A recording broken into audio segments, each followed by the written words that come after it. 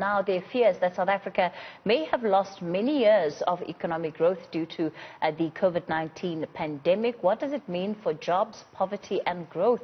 Joining me now is Isobel Frye from the Study in Poverty and Inequality Institute. Isobel, good evening.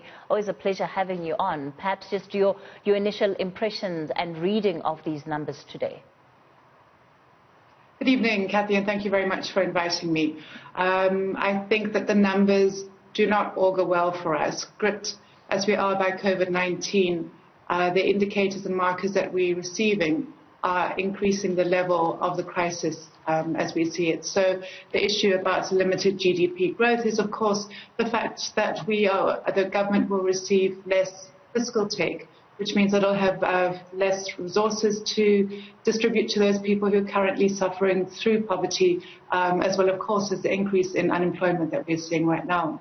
Just before we came to this interview, Isobel, we were in conversation with Isobel Bishop, who is Investec's chief economist. One of the things that she's raising is that in order to kickstart the economy, government needs to create an environment that is more business friendly, reduce regulation. I wonder, do you think that that is something that would help steer the country's economy in a different direction? Look, I think now is the time for people to be bringing in different perspectives. Our own concern at Studies in Poverty and Inequality Institute and many other civil society organizations is that we think that that kind of thinking is the wrong way around. Of course, you need to have businesses operating in order to sustain ongoing growth. But at this point in time, our view is that the demand shock that we need right now is with individuals. We see the impact right now of reduced demand, and that's only going to increase as the impact of COVID continues. So our concern has been that many other countries globally have started with the individuals, giving individuals purchasing power, which then increases at a community level, and then that goes on to businesses. If you do a top-down, investing firstly in the businesses, freeing up the environment, as Annabelle was saying, making things more business friendly, in other words, reducing the kinds of causalities of security for workers and consumers, possibly reducing kind of price controls as well, then what you're going to see is an ever dampening of demand. We have to remember that the majority of people in South Africa are incredibly poor already. In order to ensure that the majority of people become motor forces for change, rather than basically people who require assistance, we need to enable people to do so, which means we believe, and our econometric modeling also shows, that you need to enable people to make the demand to have the multipliers grow from the bottom up. Let's talk about the state of South African households and their purchasing power. You know, when you look at these numbers, Isobel, what are they saying to you in that regard, the extent to which South Africans have had money to spend, and if in fact they've been able to spend it? An interesting point that we are following and tracking is the point of the lag that comes from in terms of consumption. So it seems that there has been an ongoing consumption, which means that it seems to be credit related. So people have been borrowing in order to consume. And as every head of a household, let alone economist, knows, that can be disastrous when you borrow for consumption rather than investment.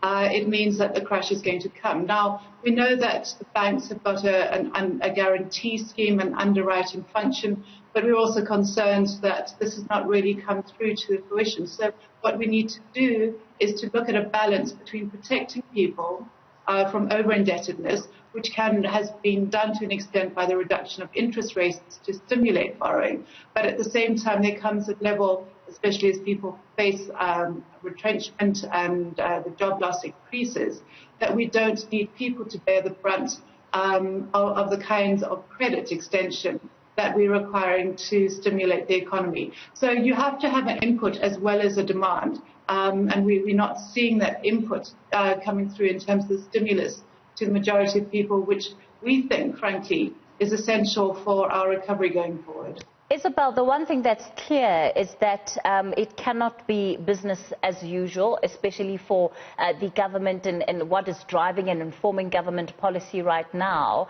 We've heard it being talked about a lot, but the state of the economy is literally pushing us into that direction where we'll have to make the hard choices, whether we like it or not. And I'm curious to know for you, what are some of those hard choices that perhaps need to be made right now in response to the state of the economy as these GDP figures are showing us?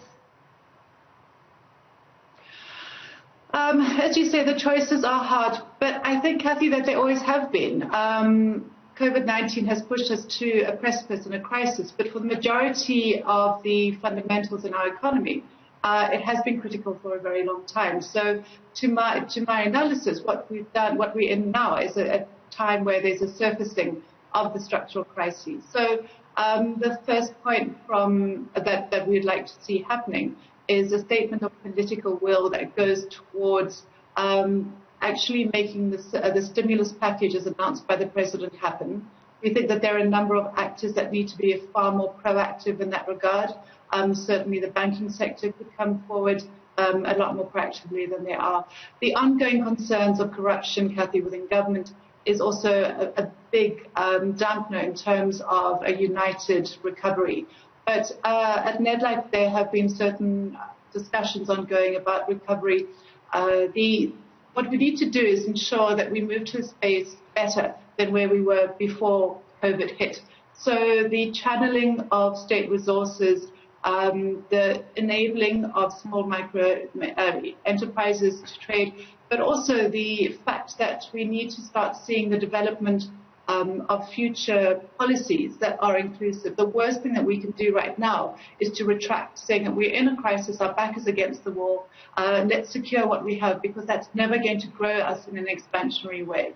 If you look at global examples, those countries that are doing far better are those that are taking risks, that are saying we need to look and plan beyond the parameters that we are comfortable with. And at the end of the day, in terms of the kind of national sovereignty that we have with our currency and with our economy, we need to have courage to take those decisions rather than, as I said, restrict ourselves to what is comfortable, because that's going to really be the end of the road rather than the development of a new recovery. Sure. Isobel, about a month ago, talks about a basic grant for all South Africans seem to have been quite prominent, even within the government. Those conversations seem to have died down.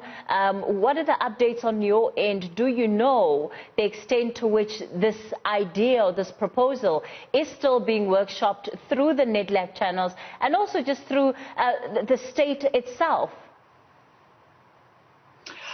As you say, there were a number of headlines about a universal basic income grant, that concept that basically cash grants go to people across the length and breadth of South Africa. You do away with the means testing, the administration, the areas of exclusion that we've seen, the social relief of distress.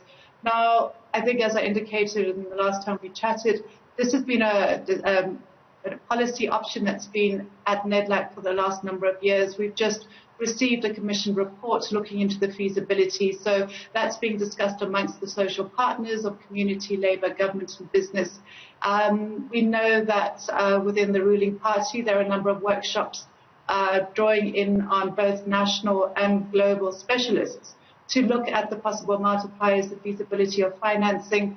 So although the discussion itself might not be seizing the kinds of headlines that followed the minister's announcement about a month ago, in a way the discussions are actually at a much more advanced stage.